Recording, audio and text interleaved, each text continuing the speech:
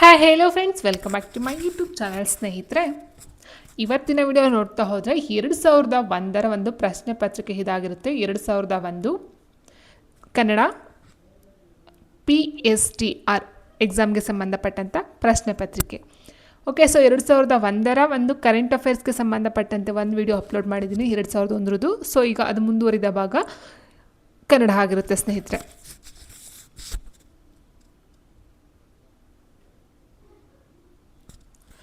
First question ಈ ರೀತಿ ಇದೆ. ವನ ಪದದ ಕನ್ನಡ ರೂಪ ಯಾವುದು ಅಂತ ಕೇಳಿದರೆ ತೋಟ, ಬನ, ಕಾಡು, ಅಡವಿ. ಸೊ ವನ ಅಂತ ಹೇಳಿದಾಗ ಅದಕ್ಕೆ ಕಾಡು, ಅಡವಿ, ಬನ, ತೋಟ ಎಲ್ಲ ಒಂದು ಸಮಾನಾರ್ಥಕ ಪದಗಳನ್ನು ನೋಡ್ತಾ ಹೋಗ್ತೀವಿ. ಆದರೆ ವನ ಪದದ ಕನ್ನಡ ರೂಪ ಯಾವುದು ಅಂತ ಹೇಳಿದ್ರೆ ಅದು ಆಪ್ಷನ್ 2 ಬನ ಆಗಿರುತ್ತೆ. ಸೊ ಈಗ ನೀವು ತತ್ಸಮ ತದ್ಭವ ಅಥವಾ ಸಂಸ್ಕೃತ ಕನ್ನಡ ಪದಗಳಂತ ಏನು ಹೇಳ್ತೀವೋ ಸ್ನೇಹಿತರೆ, ಸೊ ವನ ಪದದ ಕನ್ನಡ ರೂಪ ಬನ ಆಗಿರುತ್ತೆ. ಕನ್ನಡ ನಾಡಿನ ರಾಜ್ಯ ಭಾಷೆ ಯಾವುದು ಅಂತ ಕೇಳಿದ್ರೆ ತುಂಬ ಈಸಿಯಾಗಿರ್ತಕ್ಕಂಥ ಒಂದು ಕ್ವಶನ್ನು. ಕನ್ನಡ ನಾಡಿನ ಅಥವಾ ಕರ್ನಾಟಕದ ಒಂದು ರಾಜ್ಯ ಭಾಷೆ ಯಾವುದು? ಕೊಡವ, ಕೊಂಕಣಿ, ಕನ್ನಡ, ಕೊರವ ಅಂತ ಕೊಟ್ಟಿದ್ದಾರೆ. ಸರಿಯಾದಂಥ ಒಂದು ಉತ್ತರ ಆಪ್ಷನ್ 3 ಕನ್ನಡ ಆಗಿರುತ್ತೆ.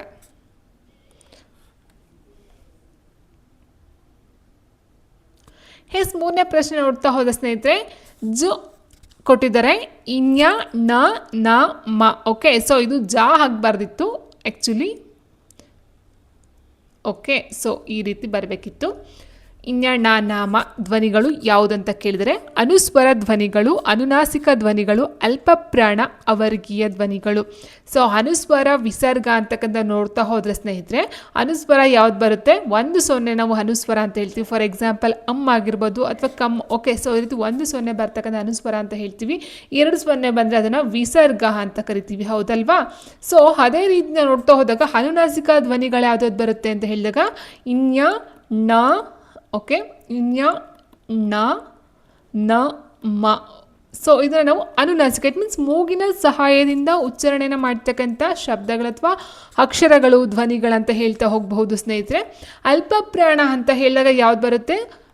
ಕಡಿಮೆ ಉಸಿರಿಂದ ಉಚ್ಚಾರಣೆನ ಮಾಡ್ತಕ್ಕಂಥದ್ದು. ಕ, ಚ, ಟ, ತ, ಪ. ಅದರ ಜೊತೆಗೆ ಗ, ಜ, ಡ, ದ, ಬ. ಸೊ ಇದು ಅಲ್ಪ ಪ್ರಾಣ ಧ್ವನಿಗಳ ಬರುತ್ತೆ. ಅದರ ನಂತರ ನಮಗೆ ಬರ್ತಕ್ಕಂಥದ್ದು ಸೊ ಮಹಾಪ್ರಾಣ ಅಂತ ಹೇಳಿದಾಗ 2ನೇದು ಬರುತ್ತಲ್ಲ, ಕವರ್ಗ ಮತ್ತು ಒಂದು ಚವರ್ಗ ಬರ್ತಕ್ಕಂಥದ್ದು. ಸೊ ಇದನ್ನು ನಾವು ಮಹಾಪ್ರಾಣಾಕ್ಷರಗಳಂತ ಹೇಳ್ತೀವಿ. ಸೊ ಇನ್ನು ಅವರ್ಗೀಯ ಧ್ವನಿಗಳಂತ ಹೇಳಿದ್ರೆ ಗುಂಪಿಲ್ಲದಂಥ ಇರ್ತಕ್ಕಂಥ ಅಕ್ಷರಗಳನ್ನು ನಾವು ಅವರ್ಗೀಯ ಧ್ವನಿಗಳಂತ ಹೇಳ್ತೀವಿ. ಫಾರ್ ಎಕ್ಸಾಂಪಲ್ ಅಂತ ಹೇಳಿದಾಗ ಯಾ ಟು ಲಾ ಬರುತ್ತೆ. ಯಾ ಟು ಲ ಅವರ್ಗೀಯ ಧ್ವನಿಗಳು ಅಥವಾ ಅವರ್ಗೀಯ ವ್ಯಂಜನಗಳಂತ ಹೇಳ್ತೀವಿ. ಸೊ ಇಲ್ಲಿ ಅನುಸ್ವರ ಧ್ವನಿಗಳು ಗೊತ್ತಾಯಿತು. ಸೊ ಅನುನಾಸಿಕ ಅಂತ ಹೇಳಿದಾಗ ಕೊಟ್ಟಿರ್ತಕ್ಕಂಥ 5 ಅಕ್ಷರಗಳು ಅಥವಾ ಧ್ವನಿಗಳಿಂದೋ ಇದು ನಾವು ಅನುನಾಸಿಕ ಧ್ವನಿಗಳು. ಮೂಗಿನ ಸಹಾಯದಿಂದ, ನಾಸಿಕ ಮೀನ್ಸ್ ಮೂಗು, ಮೂಗಿನ ಸಹಾಯದಿಂದ ಉಚ್ಚಾರಣೆ ಮಾಡ್ತಕ್ಕಂಥ ಧ್ವನಿಗಳಾಗಿರುತ್ತೆ.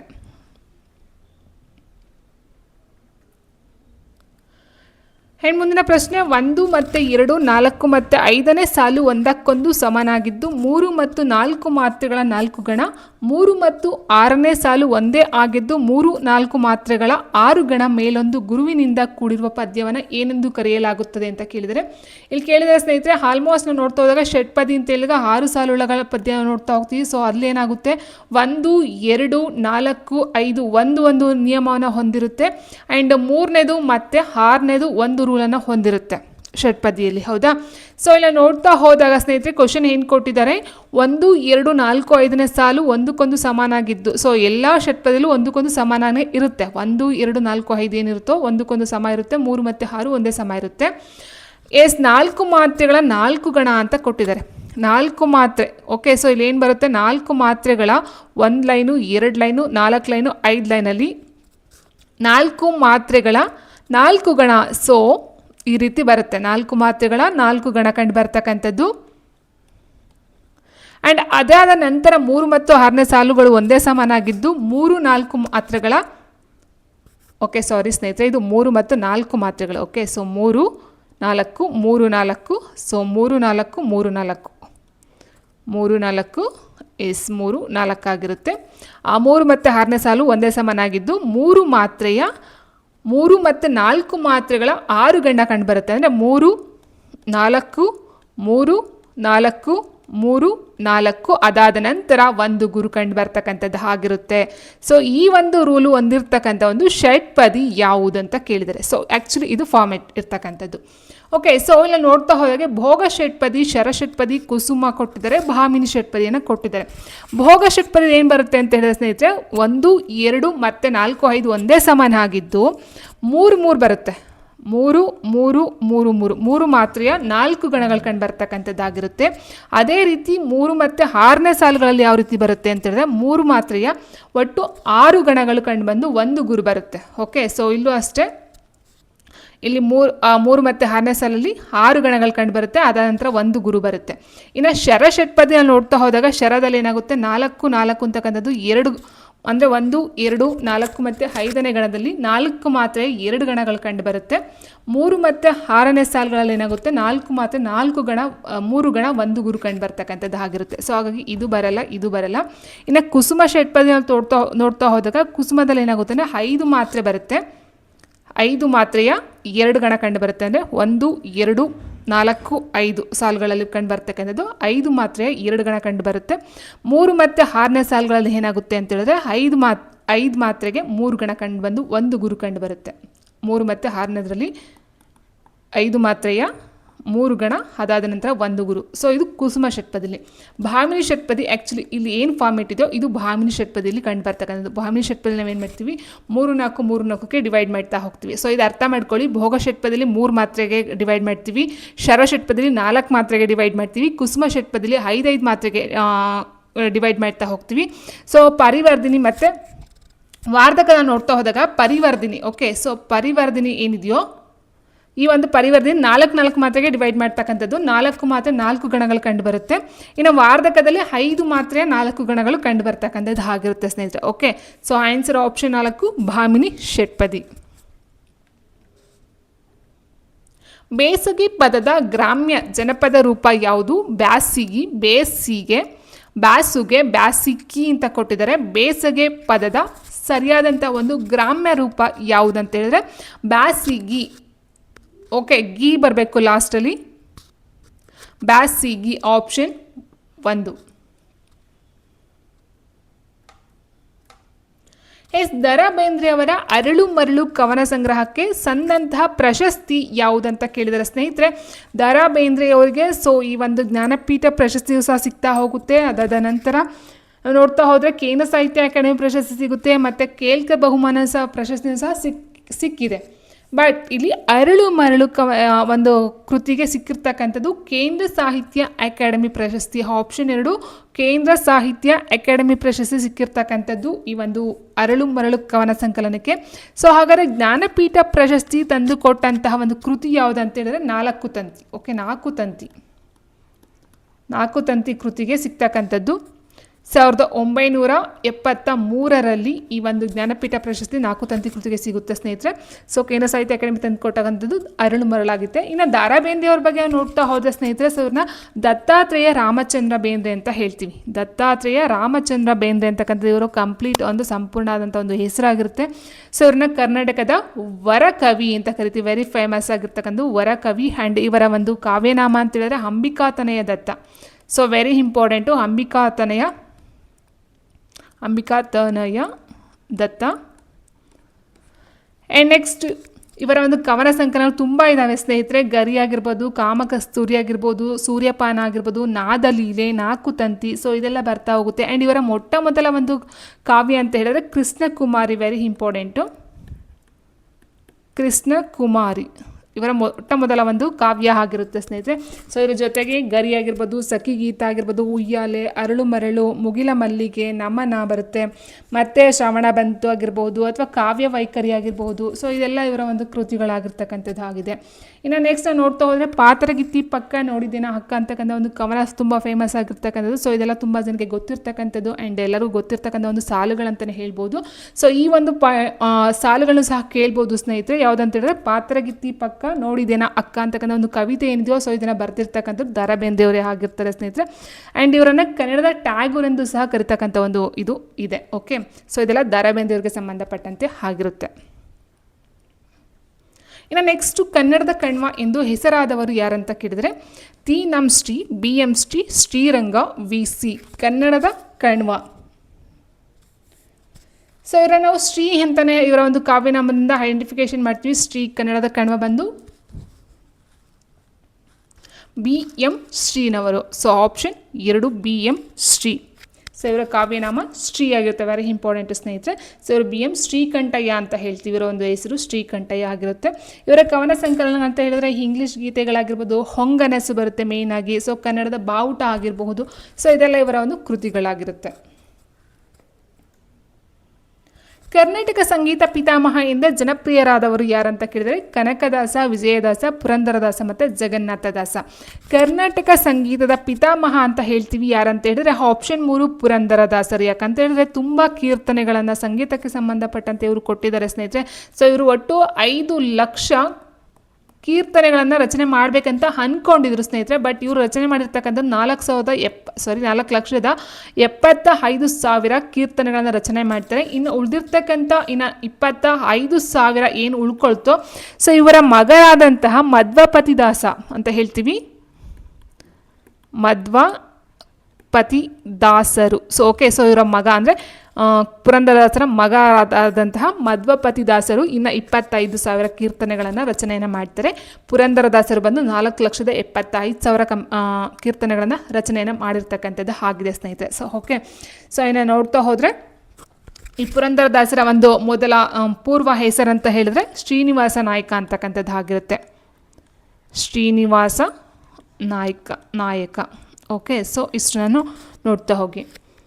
ಆ್ಯಂಡ್ ನೆಕ್ಸ್ಟ್ ಇನ್ನೂ ಹೇಳ್ಬೇಕಂತಂದರೆ ಪುರಂದರದಾಸರು ಇರ್ತಕ್ಕಂಥ ಕೆಲವೊಂದು ಕೀರ್ತನೆಗಳು ಅಂದರೆ ಫೇಮಸ್ ಆಗಿರ್ತಕ್ಕಂಥದ್ದು ಯಾವುದಂತ ಹೇಳಿದ್ರೆ ಮಾನವ ಜನ್ಮ ದೊಡ್ಡದು ಇದ ಹಾನಿ ಮಾಡಬೇಡಿ ಉಚ್ಚಪ್ಪಗಳಿರ. ಸೊ ಅದೊಂದು ಫೇಮಸ್ ಆಗಿದೆ ಸ್ನೇಹಿತರೆ. ಅದರ ಜೊತೆಗೆ ಗುರುವಿನ ಗುಲಾಮನಾಗುವ ತನಕ ದೊರೆಯದಣ್ಣ ಮುಕುತಿ ಅಂತಕ್ಕಂಥದ್ದು ಒಂದು ಸಾಲು. ಸೊ ಇವೆರಡು ಸಾಲು ವೆರಿ ಫೇಮಸ್ ಆಗಿರ್ತಕ್ಕಂಥದ್ದು. ಸೊ ಇದನ್ನು ಸಹ ಸ್ವಲ್ಪ ನೋಟ್ ಮಾಡ್ಕೊಳ್ತಾ ಹೋಗಿ, ಅದನ್ನು ಸಹ ಕೇಳಬಹುದಾಗಿರುತ್ತೆ. ಓಕೆ, ಅವೆರಡು ಪುರಂದರದಾಸರು. ಯಾವುದಾದಂತ ಹೇಳಿದ್ರೆ ಮಾನವ ಜನ್ಮ ದೊಡ್ಡದು ಇದ ಹಾನಿ ಮಾಡಲಿ ಬೇಡಿರಿ ಹುಚ್ಚಪ್ಪಗಳಿರ ಅದೊಂದು ಸಾಲು, ಮತ್ತು ಗುರುವಿನ ಗುಲಾಮನಾಗುವ ತನಕ ದೊರೆಯದಣ್ಣ ಮುಕುತಿ. ಸೊ ಇದು ಒಂದು ಸಾಲು ಪುರಂದರದಾಸರು ಬರೆದಿರ್ತಕ್ಕಂಥ ಕೀರ್ತನೆಗಳಲ್ಲಿ ಬರುವಂತಹದ್ದು.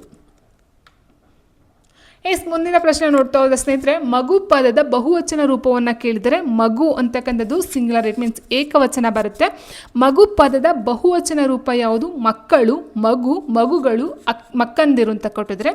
ಸೊ ನನಗೆ ಗೊತ್ತಿರೋ ಹಾಗೆ ಮಗುನ ನಾವು ಮಕ್ಕಳು ಅಂತ ಹೇಳ್ತೀವಿ ಬಹುವಚನ ರೂಪದಲ್ಲಿ. ಸೊ ಮಗು ಬರಲ್ಲ, ಮಗುಗಳು, ಮಕ್ಕಂದಿರು ಇಲ್ಲ. ಸೊ ಆಪ್ಷನ್ 1 ಮಕ್ಕಳು. ಕನ್ನಡದ ಮೊದಲ ಶಾಸನ ಯಾವುದಂತ ಕೇಳಿದರೆ ಬಾದಾಮಿ ಶಾಸನ, ತಮಟಕಲ್ಲು ಶಾಸನ, ಬೇಲೂರು ಶಾಸನ ಆ್ಯಂಡ್ ಹಲ್ಮಿಡಿ ಶಾಸನ. ಓಕೆ ಸ್ನೇಹಿತರೆ, ನೋಡ್ತಾ ಹೋದರೆ ಇಲ್ಲಿ ಕನ್ನಡದ ಮೊದಲ ಶಾಸನ ಅಂತ ಕೊಟ್ಟಿದ್ದಾರೆ. ಸೊ ಇತ್ತೀಚೆಗೆ ಒಂದು ವಿಷಯ ಬಂತು, ಬಟ್ ಆದರೂ ಸಹ ಕನ್ನಡದ ಮೊದಲ ಶಾಸನ ಹಲ್ಮಿಡಿ ಶಾಸನ ಅಂತಲೇ ಹೇಳ್ತಕ್ಕಂಥದ್ದು. ಸೊ ಆಪ್ಷನ್ 4 ಹಲ್ಮಿಡಿ ಶಾಸನ, ಕ್ರಿಸ್ತ ಶಕ 450. ಸೊ ಆ ಒಂದು ಟೈಮಲ್ಲಿ ಹಾಸನ ಜಿಲ್ಲೆಯಲ್ಲಿ ಇರ್ತಕ್ಕಂಥ ಬೇಲೂರು, ಓಕೆ, ಸೊ ಬೇಲೂರು ತಾಲೂಕಿನ ಈ ಒಂದು ಹಲ್ಮಿಡಿ ಗ್ರಾಮದಲ್ಲಿ ಸಿಗ್ತಕ್ಕಂಥ ಒಂದು ಹಲ್ಮಿಡಿ ಶಾಸನವನ್ನು ಕನ್ನಡದ ಮೊಟ್ಟ ಮೊದಲ ಒಂದು ಶಾಸನ ಅಂತ ಹೇಳ್ತೀವಿ ಸ್ನೇಹಿತರೆ. ಸೊ ಇದನ್ನು ಕದಂಬ ವಂಶದ ರಾಜ ಕಾಕುತ್ಸವರ್ಮ ರಚನೆ ಮಾಡಿರ್ತಕ್ಕಂಥ, ಅಂದರೆ ಆ ಒಂದು ಕಾಲದಲ್ಲಿ ರಚನೆ ಆಗಿರ್ತಕ್ಕಂಥದ್ದು. ವೆರಿ ಇಂಪಾರ್ಟೆಂಟು ಈ ಒಂದು ಹಲ್ಮಿಡಿ ಶಾಸನ ಹಳೆಗನ್ನಡ ಪ್ಲಸ್ ಬ್ರಾಹ್ಮಿ ಲಿಪಿ. ಓಕೆ, ಸೊ ಬ್ರಾಹ್ಮಿ ಲಿಪಿ ಎರಡಲ್ಲೂ ಸಹ ಮಿಕ್ಸ್ ಆಗಿರ್ತಕ್ಕಂಥ ಒಂದು ಕನ್ನಡದ ಒಂದು ಮೊಟ್ಟ ಮೊದಲ ಶಾಸನ ಅಂತ ಹೇಳ್ಬೋದು.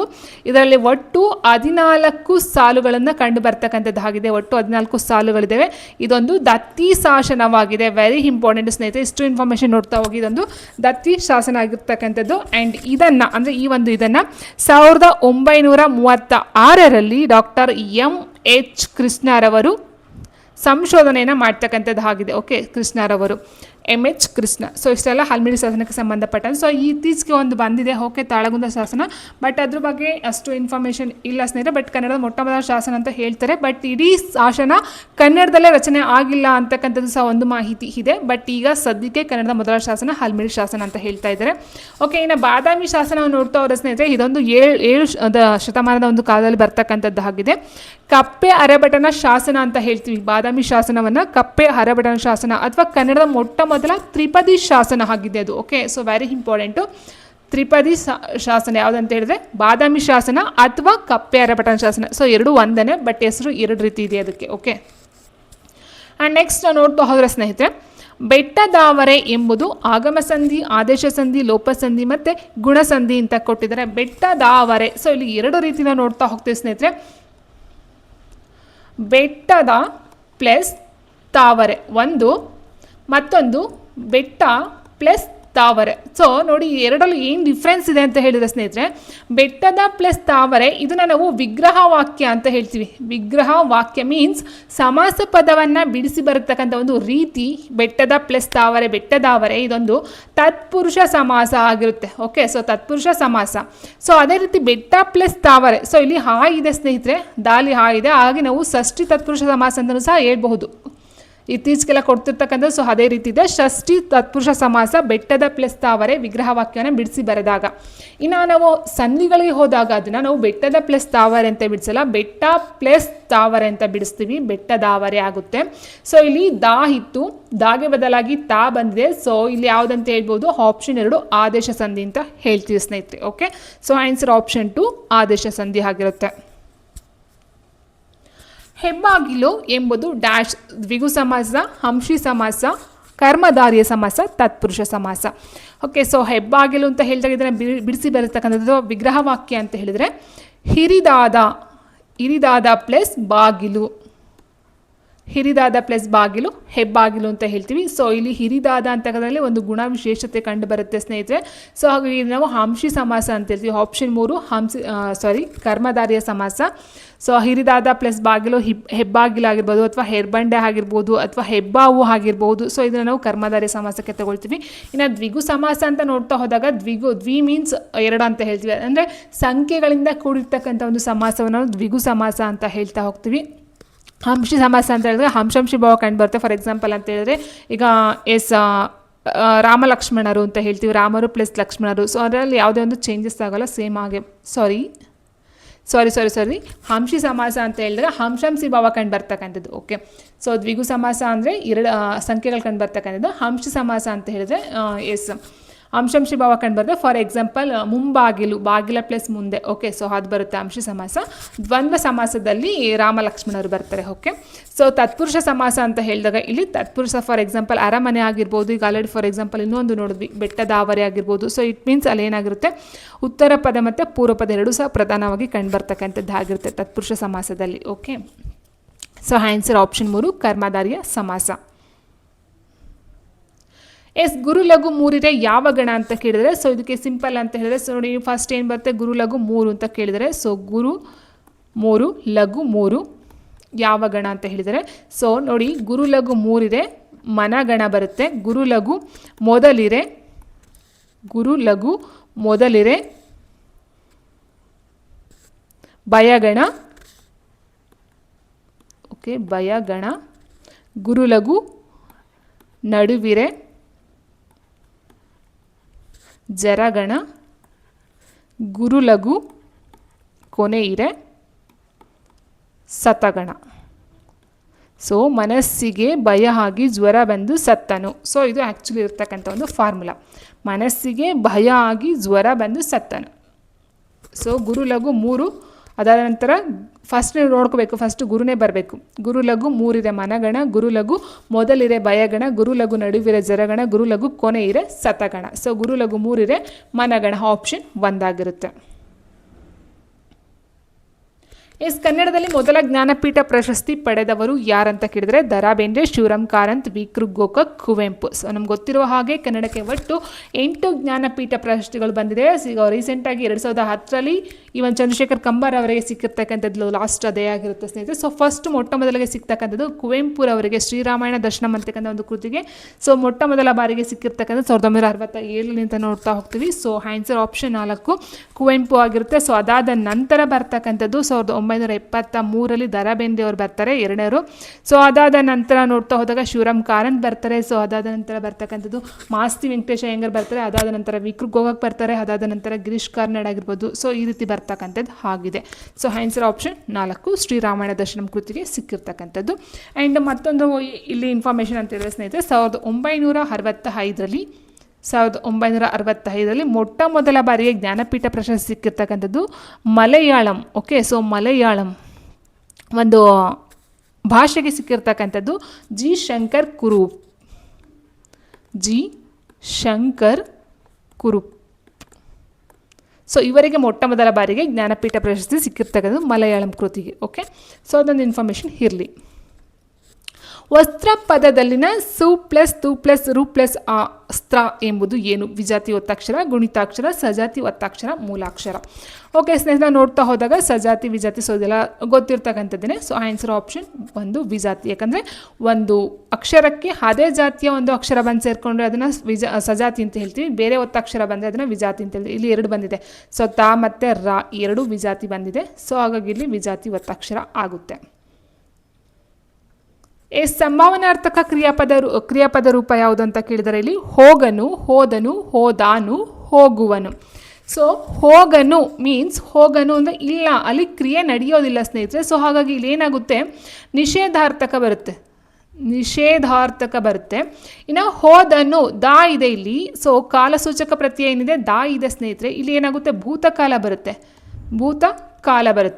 ಇನ್ನು ಹೋದಾನು ಅಂತಕ್ಕಂಥದ್ದು ಸಂಭಾವನಾರ್ಥಕ ಆಗುತ್ತೆ. ಹೋಗುವನು ಸೊ ಇಲ್ಲಿ ವಾ ಇದೆ, ಇದು ನಾವು ಭವಿಷ್ಯತ್ ಕಾಲಕ್ಕೆ ಹೇಳ್ತೀವಿ, ಭವಿಷ್ಯತ್ ಕಾಲ. ಸೊ ಭವಿಷ್ಯತ್ ಕಾಲದ ಒಂದು ಕಾಲ ಪ್ರತ್ಯಯ ಬಂದು ವಾ ಆಗಿರುತ್ತೆ, ಭೂತಕಾಲದ್ದು ದಾ ಆಗಿರುತ್ತೆ, ವರ್ತಮಾನ ಕಾಲದ್ದು ಉತ್ತ ಆಗಿರುತ್ತೆ. ಹೌದಾ? ಸೊ ಇಲ್ಲಿ ಹೋದಾನು, ಬಂದಾನು, ಬರಬಹುದು. ಸೊ ಇದೆಲ್ಲ ಸಂಭಾವನಾರ್ಥಕ ಕ್ರಿಯಾ ರೂಪದಲ್ಲಿ ಬರ್ತಕ್ಕಂಥ ಪದಗಳಾಗಿರುತ್ತೆ. ಕೇಶಿರಾಜ ಬರೆದ ವ್ಯಾಕರಣ ಕೃತಿ ಯಾವುದಂತ ಕೇಳಿದರೆ ಸ್ನೇಹಿತರೆ, ಸೊ ಶಬ್ದಾನುಶಾಸನ, ಕವಿರಾಜ ಮಾರ್ಗ, ಭಾಷಾಭೂಷಣ, ಶಬ್ದಮಣಿ ದರ್ಪಣ. ಶಬ್ದಾನುಶಾಸನ ಅಂತಕ್ಕಂಥದ್ದು ಕರ್ನಾಟಕ ಶಬ್ದಾನುಶಾಸನ ಅಂತ ಹೇಳ್ತೀವಿ. ಭಟ್ಟ ಕಳಂಕ ದೇವ ಬರೆದಿರ್ತಕ್ಕಂಥದ್ದು ಭಟ್ಟ ಕಳಂಕ ದೇವ. ಓಕೆ, ಸೊ ಇದು ಬರೋದಿಲ್ಲ ಸ್ನೇಹಿತರೆ. ಇನ್ನು ಕವಿರಾಜ ಮಾರ್ಗ ಬರೆದಿರ್ತಕ್ಕಂಥದ್ದು ಶ್ರೀ ವಿಜಯ. ಸೊ ಕನ್ನಡದ ಮೊಟ್ಟ ಮೊದಲ ಉಪಲಬ್ಧ ಕೃತಿ ಅಂತ ಹೇಳಿದ್ರೆ ಕವಿರಾಜ ಮಾರ್ಗ ಆಗುತ್ತೆ. ಮೊಟ್ಟ ಮೊದಲ ಕನ್ನಡದ ಕೃತಿ ಕವಿರಾಜ ಮಾರ್ಗ, ವೆರಿ ಇಂಪಾರ್ಟೆಂಟು. ಇನ್ನು ಭಾಷಾಭೂಷಣ ಬಂದು ನಾಗವರ್ಮ ಟು ಇವರು ರಚನೆ ಮಾಡಿರ್ತಕ್ಕಂಥದ್ದು ಭಾಷಾಭೂಷಣ. ಸೊ ಇಲ್ಲಿ ನೋಡ್ತಾ ಹೋದ ಸ್ನೇಹಿತರೆ ಎಲ್ಲ 4 ಸಹ ಈ ಒಂದು ವ್ಯಾಕರಣಕ್ಕೆ ಸಂಬಂಧಪಟ್ಟಂಥ ಕೃತಿಗಳೇ ಆಗಿರುತ್ತೆ. ಇನ್ನು ಶಬ್ದಮಣಿ ದರ್ಪಣ ಬರೆದಿರ್ತಕ್ಕಂಥದ್ದು ಕೇಶಿರಾಜ. ಸೊ ಕೇಶಿರಾಜ ಬರೆದಿರ್ತಕ್ಕಂಥ ಶಬ್ದಮಣಿ ದರ್ಪಣ ಇದು ಕನ್ನಡದ ಮೊಟ್ಟ ಮೊದಲ ವ್ಯಾಕರಣ ಗ್ರಂಥ ಆಗಿರುತ್ತೆ. Very important. ಮೊಟ್ಟ ಮೊದಲ ವ್ಯಾಕರಣ ಕೃತಿ ಶಬ್ದಮಣಿ ದರ್ಪಣ, ಕೇಶಿರಾಜ ರಚನೆ ಮಾಡಿರ್ತಕ್ಕಂಥದ್ದು ಆಗಿದೆ ಸ್ನೇಹಿತರೆ. ನಜಬಜ ಜಂಜರಂ ಈ ಗಣವಿನ್ಯಾಸವಿರುವ ವೃತ್ತ ಯಾವುದಂತ ಕೇಳಿದರೆ ಉತ್ಪಲಮಾಲ, ಶ್ರಗ್ಧಾರ, ಚಂಪಕಮಾಲ ಆ್ಯಂಡ್ ಶಾರ್ದುಲ ವಿಕೃತ ವೃತ್ತ. ಸೊ ನಜಬಜ ಜಂಜರ ಅಂತಕ್ಕಂಥದ್ದು ಚಂಪಕಮಾಲ ವೃತ್ತಕ್ಕೆ ಬರ್ತಕ್ಕಂಥದ್ದಾಗಿರುತ್ತೆ. ಇನ್ನು ಉತ್ಪಲಮಾಲ ಅಂತ ಹೇಳಿದ್ರೆ ಬರನ ಬಬರ ಅಂತ ಹೇಳ್ತೀವಿ, ಬರನ ಬರ. ಸೊ ಇದು ಬರ್ತಕ್ಕಂಥದ್ದು ಉತ್ಪಲಮಾಲ ವೃತ್ತಕ್ಕೆ ಬರುತ್ತೆ. ಇನ್ನು ಶ್ರಗ್ಧಾರ ವೃತ್ತಕ್ಕೆ ಬರ್ತಕ್ಕಂಥದ್ದು ಮ ರ ಬ ನ ಯ. ಓಕೆ, ಸೊ ಇದು ಬರ್ತಕ್ಕಂಥದ್ದು ಶ್ರಗ್ಧಾರ ವೃತ್ತ. ಇನ್ನು ಶಾರ್ದುಲ ವಿಕೃತ ವೃತ್ತಕ್ಕೆ ಬರ್ತಕ್ಕಂಥದ್ದು ಮ ಸ ಜ ಸ ತ ತ. ಸೊ ಇದು ಬರ್ತಕ್ಕಂಥದ್ದು ಶಾರ್ದುಲ ವಿಕೃತ ವೃತ್ತ. ಲಾಸ್ಟಲ್ಲಿ ಮೇಲೊಂದು ಗುರು ಬರುತ್ತೆ ಸ್ನೇಹಿತರೆ. ಓಕೆ, ಸೊ ಇಷ್ಟು ನಾವು ನೋಡ್ತಾ ಹೋದಾಗ ಆನ್ಸರ್ ಆಪ್ಷನ್ 3 ಚಂಪಕಮಲ ವೃತ್ತ, ನಜಬಜ ಜಂಜರಂ ಆಗುತ್ತೆ. ಸೊ ಇಲ್ಲಿ ಒಟ್ಟು ಜಾಸ್ತಿ ಅಕ್ಷರಗಳನ್ನು ಹೊಂದಿರತಕ್ಕಂಥ ಒಂದು ಗಣ ವೃತ್ತ ಯಾವುದು ಅಂತ ಹೇಳಿದ ಸ್ನೇಹಿತರೆ ಮಹಾಶ್ರಗ್ಧಾರ ಬರುತ್ತೆ. ಮಹಾಶ್ರಗ್ಧಾರ ಇದು ಅತಿ ಹೆಚ್ಚು ಅಕ್ಷರವನ್ನು ಹೊಂದಿರತಕ್ಕಂಥದ್ದು. ಕಡಿಮೆ ಅಕ್ಷರ ಹೊಂದಿರತಕ್ಕಂಥದ್ದು ಶಾರ್ದುಲ. ಶಾರ್ದುಲ ವಿಕೃತ ವೃತ್ತ ಇದು ಅತಿ ಕಡಿಮೆ ಅಕ್ಷರಗಳನ್ನು ಹೊಂದಿರತಕ್ಕಂಥದ್ದು. ಸೊ 19 ಅಕ್ಷರಗಳನ್ನು ಹೊಂದಿದೆ. ಅಕ್ಕ ಮಹಾದೇವಿಯ ವಚನದ ಅಂಕಿತ ಯಾವುದಂತ ಕೇಳಿದರೆ ಕೂಡಲ ಸಂಗಮ ದೇವ, ಚೆನ್ನಮಲ್ಲಿಕಾರ್ಜುನ, ಗುಹೇಶ್ವರ, ಕಪಿಲ ಸಿದ್ಧ ಮಲ್ಲಿಕಾರ್ಜುನ. ಸೊ ಅಕ್ಕ ಮಹಾದೇವಿ ಅಂತ ಹೇಳಿದಾಗ ಇಲ್ಲಿ ಯಾವ್ದು ಬರುತ್ತೆ ಸ್ನೇಹಿತರೆ? ಸೊ ಆನ್ಸರ್ ಆಪ್ಷನ್ 2 ಚೆನ್ನಮಲ್ಲಿಕಾರ್ಜುನ ಬಂದು ಅಕ್ಕ ಮಹಾದೇವಿಯ ವಚನಗಳ ಅಂಕಿತ ಆಗಿರುತ್ತೆ. ಕೂಡಲ ಸಂಗಮ ದೇವ ಬಂದು ಬಸವಣ್ಣ ಆಗಿರುತ್ತೆ, ಬಸವಣ್ಣ. ಗುಹೇಶ್ವರ ಬಂದು ಅಲ್ಲಮ ಪ್ರಭು, ಓಕೆ. ಸೊ ಅಲ್ಲಮ ಪ್ರಭು ಆಗಿರುತ್ತೆ. ಇನ್ನು ಕಪಿಲ ಸಿದ್ಧ ಮಲ್ಲಿಕಾರ್ಜುನ ಬಂದು ಶಿವಯೋಗಿ ಸಿದ್ದರಾಮೇಶ್ವರ ಬರುತ್ತೆ, Shivayogi Siddarameshwara. Okay. So answer option 2 ಆಗಿರುತ್ತೆ. ಕನ್ನಡದ ಮೊಟ್ಟ ಮೊದಲ ಕವಯಿತ್ರಿ ಅಕ್ಕ ಮಹಾದೇವಿಯವರು. ತತ್ಪುರುಷ ಸಮಾಸಕ್ಕೆ ನಿದರ್ಶನ ಅಂತ ಕೇಳಿದರೆ, ಸೊ ತತ್ಪುರುಷ ಸಮಾಸ ಅಂತ ಹೇಳಿದ್ರೆ ಅರಮನೆ ಬರುತ್ತೆ ಸ್ನೇಹಿತರೆ. ಬಿಡಿಸ್ಬಾರ್ದಾಗ ಅರಸನ ಪ್ಲಸ್ ಮನೆ, ಅರಮನೆ. ಸೊ ಇದೊಂದು ತತ್ಪುರುಷ ಸಮಾಸಕ್ಕೆ ಎಕ್ಸಾಂಪಲ್. ದಬ ದಬ ಎಂಬುದು ಏನು? ಕೃದಂತಾವ್ಯಯ, ಕ್ರಿಯಾರ್ಥಕ ಅವ್ಯಯ, ಹವಾಧಾರಣಾರ್ಥಕ ಅವ್ಯಯ ಆ್ಯಂಡ್ ಅನುಕರಣ ಅವ್ಯಯ ಅಂತ ಕೊಟ್ಟಿದ್ದಾರೆ.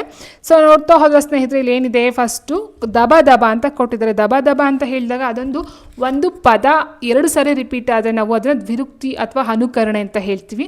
ಸೊ ದ್ವಿರುಕ್ತಿಲಿ ಏನಾಗುತ್ತೆ, ಕೊಟ್ಟಿರ್ತಕ್ಕಂಥ ಪದಕ್ಕೆ ಒಂದು ಅರ್ಥ ಇರುತ್ತೆ. ಅನುಕರಣಾವ್ಯಯದಲ್ಲಿ ಅದಕ್ಕೆ ಯಾವುದೇ ಒಂದು ಅರ್ಥ ಇರಲ್ಲ, ಬಟ್ ಅನುಕರಣೆ ಇರುತ್ತೆ. ಸೊ ಇಲ್ಲಿ ದಬ ದಬ ಅಂತ ಹೇಳಿದ್ರೆ ಅನುಕರಣಾವ್ಯಯ. ಸೊ ಒಂದು ಪದ 2 ಸಾರಿ ರಿಪೀಟ್ ಆದರೆ ಅದು ಅನುಕರಣೆ ಅಥವಾ ದ್ವಿರುಕ್ತಿ. So okay. ಇನ್ನು ಕೃದಂತಾವ್ಯಯ ಬರೋದಿಲ್ಲ. ಇದು ಕೃದಂತಾವ್ಯಯ ಅಂತ ಹೇಳಿದಾಗ ಅದೊಂದು ಕ್ರಿಯಾಪದ ಆಗಿರುತ್ತೆ. ಕ್ರಿಯಾರ್ಥಕ ಅವ್ಯಯ ಅಂತ ಹೇಳಿದ್ರೆ ಹೌದು, ಇಲ್ಲ, ಉಂಟು, ಸಾಕು, ಬೇಕು, ಇದೆಲ್ಲ ಕ್ರಿಯಾರ್ಥಕ ಅವ್ಯಯಕ್ಕೆ ಬರುತ್ತೆ. ಅವಧಾರಣ ಅವ್ಯಯ ಅಂತ ಹೇಳಿದ್ರೆ ಅವನೇ, ಇವನೇ, ನೇ ದೀರ್ಘ ಬರುತ್ತೆ. ಸೊ ಅವನೇ, ಇವನೇ, ಅವಳೇ. ಸೊ ಅದನ್ನು ಅವಧಾರಣಾರ್ಥಕ ಅವ್ಯಯ ಅಂತ ಹೇಳ್ತೀವಿ ಸ್ನೇಹಿತರೆ. ಪಾಠಶಾಲೆ ಪದದಲ್ಲಿರುವ ಟು ಎಂಬುದು ಏನು ಅಂತ ಕೇಳಿದರೆ ಅಲ್ಪಪ್ರಾಣ, ದೀರ್ಘಾಕ್ಷರ, ಮಹಾಪ್ರಾಣಾಕ್ಷರ, ಅಗೋಷ್ಠಿತಾಕ್ಷರ. ಸೊ ಅಗೋಷ್ಠಿತಾಕ್ಷರ ಬರೋದಿಲ್ಲ. ಅಲ್ಪಪ್ರಾಣಾಕ್ಷರ ನಾನು ಆಲ್ರೆಡಿ ಹೇಳಿದಾಗೆ ಕಜಡ್ದಬ, ಗಜಡ್ದಬ ಆ ರೀತಿ ಬರ್ತಾ ಹೋಗುತ್ತೆ. ದೀರ್ಘಾಕ್ಷರ ಅಂತ ಹೇಳಿದಾಗ ಇಲ್ಲಿ ಮಹಾಪ್ರಾಣಾಕ್ಷರ ಬರುತ್ತೆ. ದೀರ್ಘಾಕ್ಷರಗಳು ಸಹ ಬರೋದಿಲ್ಲ. ದೀರ್ಘಾಕ್ಷರ ಅಂತ ಹೇಳಿದಾಗ ಆ, ಈ. ಸೊ ಅದು ಒಟ್ಟು 7 ಏನು ಬರುತ್ತೋ ಸೊ ನಾವು ದೀರ್ಘಾಕ್ಷರ ಅಂತ ಹೇಳ್ತೀವಿ. ಇನ್ನು ಮಹಾಪ್ರಾಣಾಕ್ಷರದಲ್ಲಿ ಬರ್ತಕ್ಕಂಥದ್ದು ಇದಾಗಿರುತ್ತೆ ಸ್ನೇಹಿತರೆ. ಆಪ್ಷನ್ 3 ಮಹಾಪ್ರಾಣಾಕ್ಷರ ಯಾವುದಾದ್ರು ಬರಬಹುದು. 2ನೇ ಕ ಆಗಿರ್ಬೋದು ಅಥವಾ ಘ ಆಗಿರ್ಬೋದು.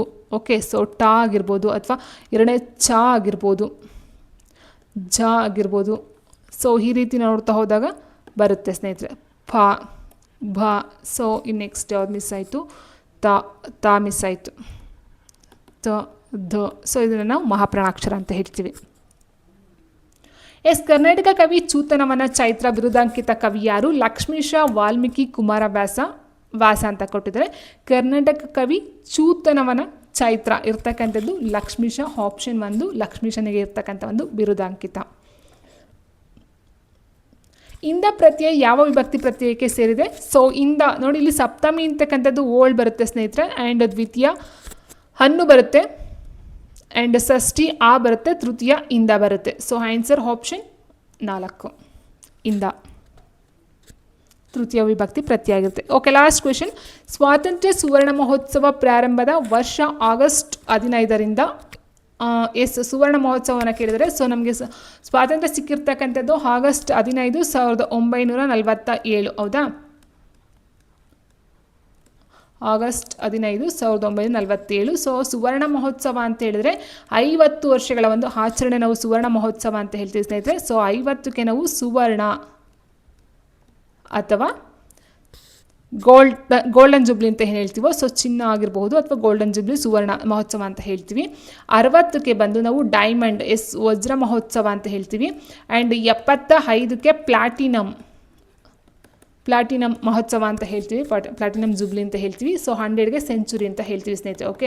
ಸೊ ಇಲ್ಲಿ 1947ರಿಂದ ಸೊ 50 ವರ್ಷ ಅಂತ ಹೇಳಿದಾಗ ಸ್ನೇಹಿತರೆ 1997ರಿಂದ 98ನೇ ವರ್ಷ ಏನು ಬರುತ್ತೋ ಮಧ್ಯದ್ದು, ಸೊ ಅದನ್ನು ನಾವು ಅಂದರೆ 1997 ಆಗಸ್ಟ್ 15 ಅಂತಕ್ಕಂಥದ್ದು ಏನು ಬರುತ್ತೋ ಸೊ ಅದನ್ನು ನಾವು ಸುವರ್ಣ ಮಹೋತ್ಸವ ಅಂತ ಕರಿತೀವಿ. ಸೊ ಹಾಗಾಗಿ ಇಲ್ಲಿ ಆ ಒಂದು ಆನ್ಸರು ಸರಿಯಾಗಿರ್ತಕ್ಕಂಥದ್ದು ಆಗಿರುತ್ತೆ ಸ್ನೇಹಿತರೆ.